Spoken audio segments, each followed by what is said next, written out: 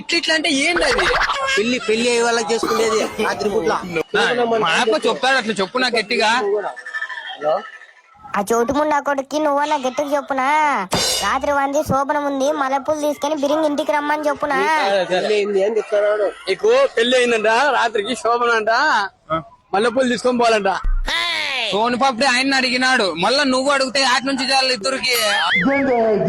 అదయ్యా ఈ రోజు నీ శోభన అంట, మల్లెపూలు తీసుకొని ఇంటికి పోవాలంట. నీ భార్య పెళ్లి చేయాల ఇద్దరు కలిపి. ఏంటి మమ్మీ ఎవడీడు? శోభన అంట ఈరోజు. నాకు అర్థమైంది, ఇంక అర్థమైంది. ఇద్దరు కలిపి పెళ్లి చేయాల, ఇద్దరు కలిపి పెళ్లి చేయాల. ఈ పెళ్ళం ఉండలేదా? పెళ్ళం పెళ్లి చేసుకున్నా. మీరు ఆడోళ్ళు మొగోళ్ళం పెళ్లి చేసుకుంటారు ఇద్దరు.